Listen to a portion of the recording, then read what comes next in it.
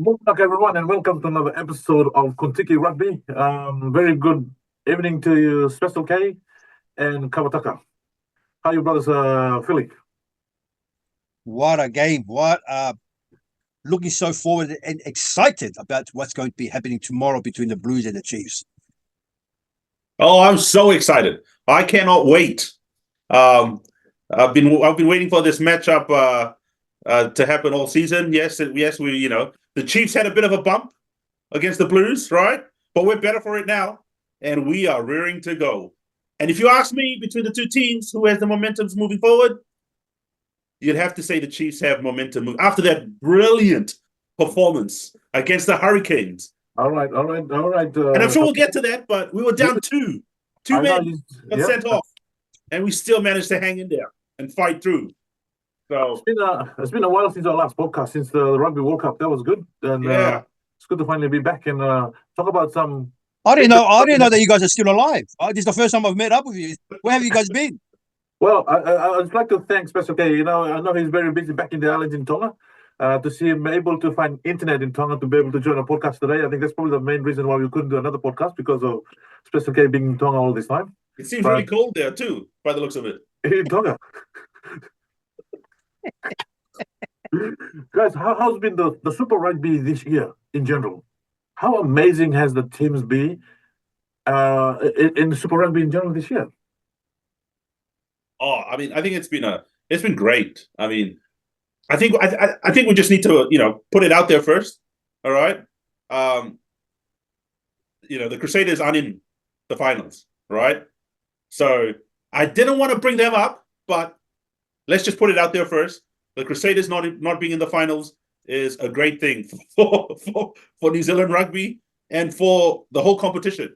It's just livened everything up. I mean, it's every year you see the Crusaders in the top 8, eh? Yeah. How weird is it looking at the quarterfinals when they came out? There's no Crusaders in there. You got to thank the Fijian draw for that, eh? Yes. Special K, did you even watch any rugby from Tonga? Was there any internet in Tonga during the rugby season? Listen, it was high tide, and I wasn't able to get connection. That's good. Oh, one Special K, I'll come back to you. Give me some time to think about it. Kawataka. Yes. One of the most improved team in Super Rugby this year. Improved teams. Yeah. Apart from any team that you think we've done been consistent from last year and this year, they've actually stepped up.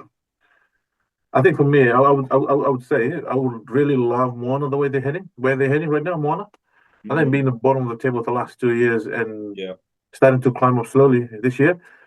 Does it have to do? I don't want to say it, but is it because of Aaron Major and Tanana or Umanga? Could that be a reason? I think they finally got paid.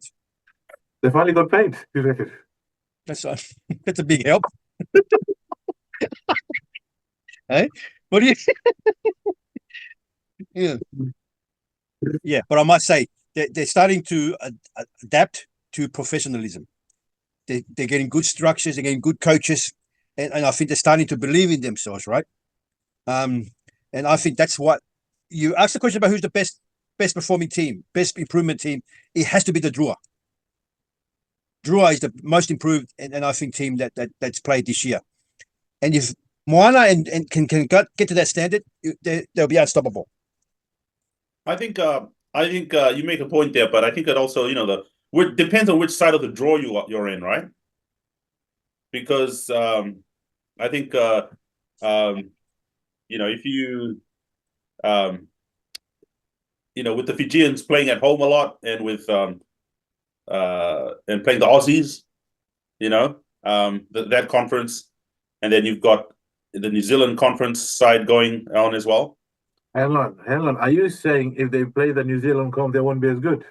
No, I'm just saying that's why the Moana team, that might be part of it. That's why the Moana team have done so well, because they're consistently playing the New Zealand team. Better teams, right? Yeah.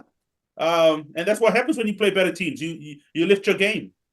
And to be honest, I thought the Moana, they could have won a couple of those close games, Yeah.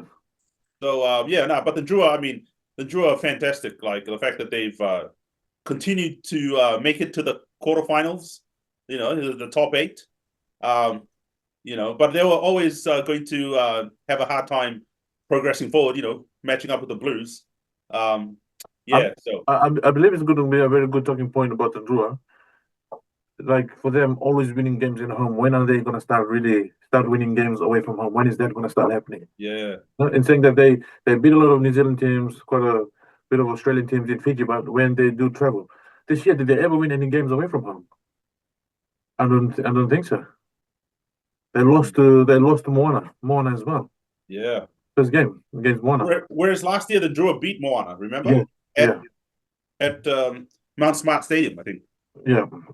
So I mean, we have to acknowledge the last season for the Rebels.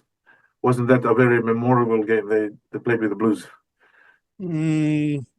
Sorry, I was about to say something, but I don't think it's really right to say it now. You can say these are our podcast. We're still looking for sponsors anyway, but yeah, go for it. Look, let's be frank. Rebel was not good enough. They weren't good enough. Their business, whatever systems in place, they just did not make money or whatever it was. I think they just to be in this competition. I think you've got to start winning. You've got to start attracting crowds. It's a business at the end of the day, Kamataka. Right? They were in the red for so long. Kamataka? Yeah, maybe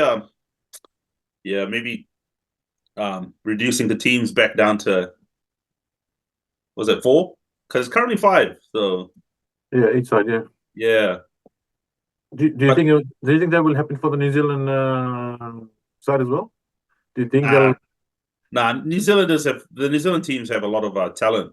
So yeah, I kind of feel sorry for my Aussie brothers. Yeah, well, putting politics aside, I traditionally believe that the Wallabies need to put politics away from it. Like a couple of years ago, Waratahs was in the red. They were asking money. What happened? Rugby Australia went straight there, back. Send them a check. Queensland Reds was at the stage once too. What happened? Australian Rugby came in, back. But I just said that one of the old teams, they've been around for what, 13, 14 years? And just to let them go like that. It's a bit sad, but I think in one way, as you said, Kaftaka improves rugby.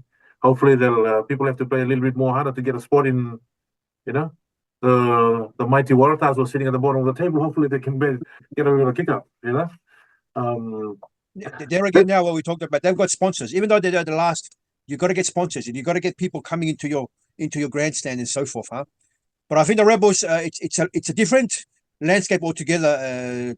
Is it Taki Tale or Taki Teo? What is that your name there? Taki Tale, bro. Okay, I thought it was Taki Teo. But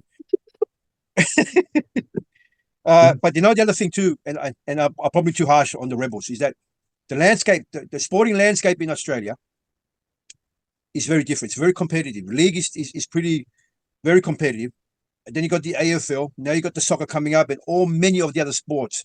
They've got to at least play a brand of rugby that wins, that is also pleasing to look at. The Rebels have not done that, and even the Western Force are in trouble. So that's the big challenge here, Takitale. I think one of the team as well. We probably we don't want to take too much time on this because we're going to improve. We want to focus a bit more on the positives here. But one of the team that you thought would have done better, but they didn't this year. I'll go first. I'm very disappointed with the Waratahs as well, the way they played this year. I think while we had high hopes for the Waratahs coming into this season, with most of the players coming off the Wallabies, and I was just disappointed to see them end up at the bottom of the table at the end of the season again.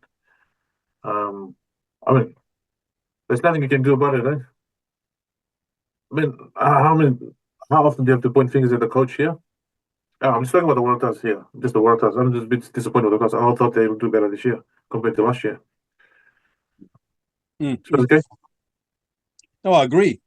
I think all the Australian teams have underperformed. I would exclude maybe the Brumbies. You know what? a lot of the other, all the other things I have to take into consideration is that a lot of NRL players have come from rugby pathways, right? And I think a lot of our players have been drained towards the NRL, and good on them. I think that's if there's a better career for them there and better money, why not? Why wouldn't you go there? However, that's going to be a challenge for for these teams to actually survive. New South Wales and those kind of foundation teams, right? Yeah, I mean, I don't know how. I don't know what the future is for Australian rugby, to be honest. But they need to work on that grassroots. We're in trouble because they need to work on the grassroots because if they're not producing rugby players and losing them out to league and AFL, and somehow they've got to ensure that the roots are covered. But yeah, it's a tough market out there, especially for the Aussies. Yeah, and so it's a lesson. I think it's a lesson to learn for New Zealand. Not to take for granted the kind of rugby mad nation it is. So yeah. True. Kamataka, I think the other challenge too for New Zealand rugby will be the league. I think the league has made a lot of inroads in regards to the schoolings and so forth. I think you're aware about the Hamilton, in somewhat that the league are kind of making inroads there.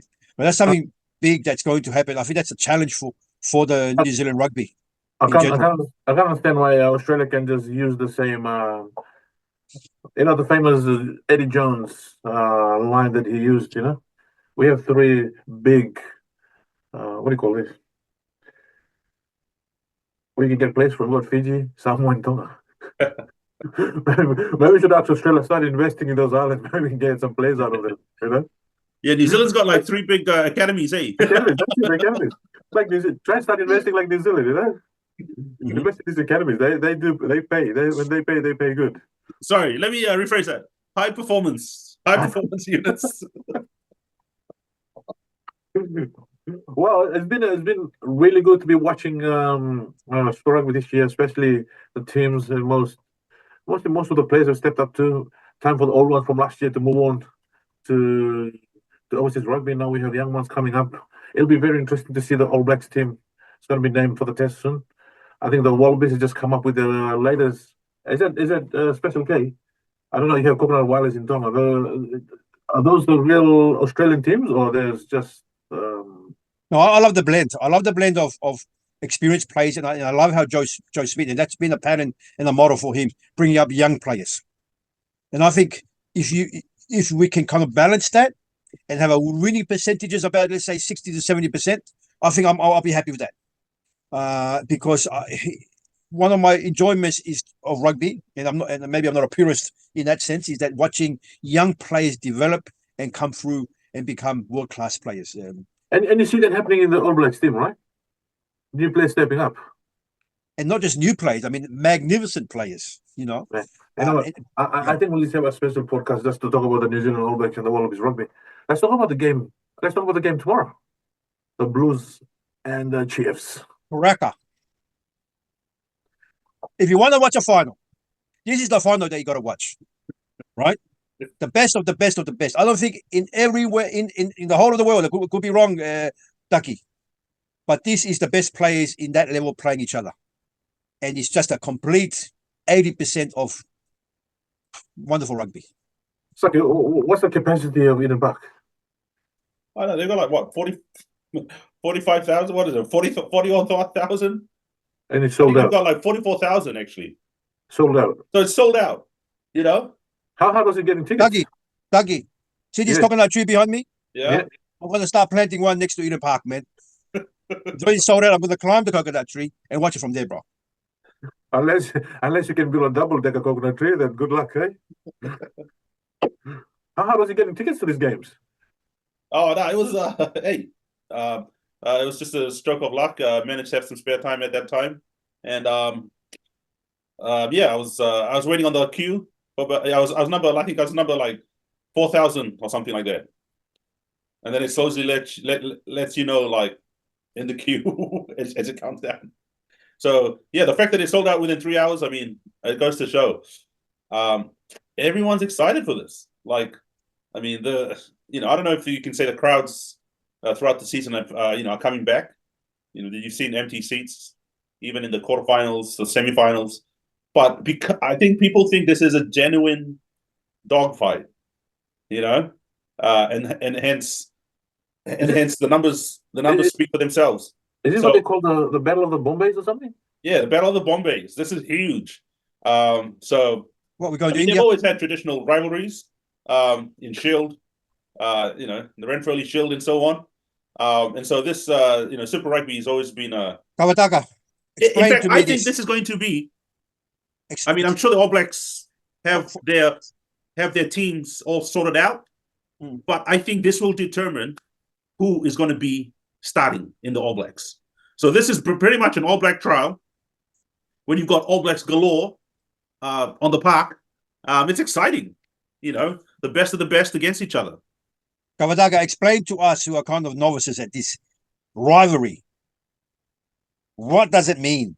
You have a chief supporting.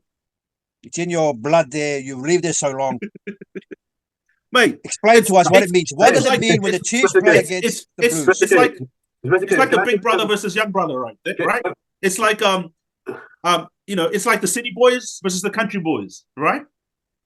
I do believe why Kawataka goes for the Chiefs because it's red. They wear. It's the red color that attracts Kawataka. I mean, this is bragging rights. I mean, most of the players know each other, right? Some of them come from Auckland. Would you say that some of these players, whether they're going to be All Blacks or not, but they waited all their rugby career to kind of come to this point? Yeah. Right? And they're going to give. Yeah. What does that mean? Yeah. I mean, this is the big stage. So at Eden Park, this is what the Chiefs have always coming up here to beat the Blues, right? This is it's one thing to beat the Blues in your home ground, but it's another thing to beat them in their home ground, right? So this is like a next level up for the Chiefs. So it's gonna be exciting. Looking at the Blues lineup, you have Tingofasi, Riccatelli, Veneta, Tupolotu. This is probably Tupolotu's last game as well. Yeah. Sam Derry, Akira Ioane, Dalton Papali'i, Hoskins Sotutu, Finlay Christie, Harry Plummer. They're playing Harry Plummer at number 10. Yeah. He's played well there over the season. Harry Plummer. And then Caleb Clark, AJ Lamb, Reiko Ioane, Mark Talia, Parafeta. They're putting Parafeta at fullback. Do you think that's a wise choice? Oh, I think it's been working for them. They're going to play up the middle of the field, and they're going to do a lot of kicking, and they're going to use their forward pack as they do. They're going to They're going to play a lot of field position as everybody does in finals, I think. But that's an interesting one, with Harry Plummer there, and against Mackenzie. Mackenzie seems to be the more playmaking first five, while Harry's more of like a territorial first five. So we'll see how that works out. But I think that this game is going to be met in the forwards. Unfortunately, for the Chiefs, they've lost their specialty hooker, right? So they're playing Tyrone Thompson as the hooker this week. Oh, right, Tyrone Thompson, yeah. So I mean, like whoever they bring big through, loss. Yeah, is still won't match to an All Black hooker, right? So, and also their props.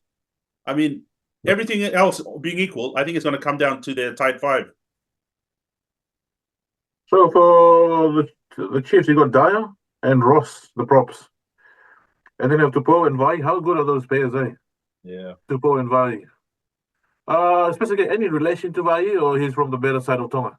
No, I'm related to every good player. Somehow. I remember Vai when he was younger. See just behind that rock over there, that little island over there. Me and Vai and them used to always play rugby up on top. On top of the rock. Then you have Sunny Penny Finau. And then All Black or not an All Black? Oh, some Penny Finau. Potential lead to be an All Black or not an All Black? Oh, I think it's an All Black. I think it's an All Black. You reckon? Yeah, I think he's got the potential to be an All Black. to be Well, he's not a an All Black? regular All Black or a 1, 2, 3 game All Black. I see him as someone like Kano. Yeah, well, So Doesn't talk. you can't talk about No, Kano no, like no. that. I'm not comparing. Oh, I am comparing. Kano is an absolute. I said like him. Doesn't talk much, but his work rate. Maybe he doesn't have the mongrel that came with Kano, but this guy here is pretty tough. yeah, I think they need someone like Tamafina Finau. I'm sorry, I just think they need someone like that. I think the next person that comes sort of competing like in that same position would be Blackadder from the Crusaders. Oh, there we go again. Speaking of the Crusaders, but I'm just saying, right? Anyone like someone that if you're looking close to a kind of sort of player, there's Tamafuna and Blackadder. Interesting. Just talk about the Blues again. I was wondering, what's gonna really happen to they have 3 number 10s there this year. Right? You have Plummer, you have Barofeta, and you have Barrett. You know, if they're playing Plummer this year, what does that mean for next year? Would they lose Barofeta, or whether they lose Barrett, or that's one team has got a variety of choice. When it comes to number 10, they're like, yep, we got 3 to choose from here. Compared to the Crusaders, compared to the Chiefs as well. Yeah. What strategy do the Chiefs have? That sure doesn't happen because you want a fair game tomorrow. If something happens to McKenzie in the first 10 minutes. I just think that Plummer's like a converted second five into first five, right? Daniel Cutter? I think yeah, like that, like one of those guys, like Daniel. But my point is, I just don't think Bowden has it in him anymore. You know? Oh, that's a big call. Yeah, I mean, hey, that's the call. I don't think Bowden Barrett is the first five. But who do you think is going to wear the New Zealand number 10 jersey this year then? Pardon? Who do you think is going to wear the New Zealand jersey? They've got to go with a different direction. They've got to go with either McKenzie or Perifeta or even Plummer. Hey, I'm sorry, but you've got to. I don't see, unless Richie Maung is coming back, I don't see. That's $1 million question. Yeah, I don't see Bowden Barrett as a viable. I mean, okay, like he could play, obviously, but if you want to win games in tight situations, I just don't see him there because unfortunately look, let's just say he started off playing fullback, right? And then he converted, and then he was a substitute for most of the time against the All Blacks, right? And they tried to convert him into a first five. Unfortunately, that didn't work. Richard Maunga comes in, right? Plays Super Rugby, beats him every time they play against each other. And they were still trying to get him to play first five, Bowden Barrett. And then Richie Maunga just eventually they have to give to Richie Maunga, right? I just feel like if Richie had got a bit more time under him, especially to take the full reins of that team. I just think Bowden Barrett's time's over. We need to move on. New Zealand rugby needs to move on and find our next first five really to take us to the World Cup. Talking about choices here. Satiti versus Sotutu. Oof. The 2 number 8s. Man, that's the battle of the 8s tomorrow. Obviously, Kawataka, you probably will go with Satiti. I wonder what their dads would have told them. Bro, just remember this. Their dads are phenomenal players. Satiti is only 21 too. 21-year-old. I think Satiti, personally, I've loved his dad when he played for Samoa. But this guy here is more dynamic, more stronger. It just seems that he's got the more of a intelligence around rugby, this boy playing. I think he can go to the next level and be better than his father, which is all dads want, right? Maybe except our dads, but more. and that Sotutu has been around for a long time, but she hasn't really, what would I say? Do you think he's matured? Taken that next step to be kind of so much more better than his father. I think he's still in the shadows there. I could be wrong, Kawataka. Why are you kind of going like this for? What's the problem? I probably think that experience will play a bit more in favor of Sotutu tomorrow night. Because I think he's played more games. He knows how to play final games. I think it's his first ever final games here. Oh, I mean, apart from the quarterfinal and the semifinals, but big stage like this. I just hope that Satiti, 28 years for the Blues to be here where they are now. and I think that's what's going to make it hard for the Chiefs tomorrow. So I'm Well, saying that I'm actually going for the Blues tomorrow night. Oh no! Yeah, I'm actually going for the Blues. Let me just put it out there. I'm actually going for the Blues tomorrow night. I think the Blues it's gonna be a 13+ game. Blues by 13, and what's good about you? Whenever you go for back, when you used to back Wallabies, the Wallabies never win. When you back the All Blacks, now you're back in there. I think for sure the Chiefs are going to win. Oh yes, yes. Yeah, you. Hey, if that's the trend, then I'm all for it, bro. I talk about Statut and Satiti, Kawatanga. What are your thoughts? Oh, I just think that Satiti is an exciting young up and coming player. Look, the Blues. It's enigmatic of actually of Satutu. The whole team really. This forward pack's been together for a while. You know what I mean? Yeah. Satiti's underperforming is the word for a while. Yeah, I mean, but having said that, they've been together for a while, right? And that experience will count, with Satutu as well. On Satiti, the other hand, he's got the power, right? But I just, I just feel like with the absence of Taukeaho, who takes on the gain line, so Satiti's going to be doing more of that, Yeah. I would rather Satiti, as the number 8, be more wider from the ruck.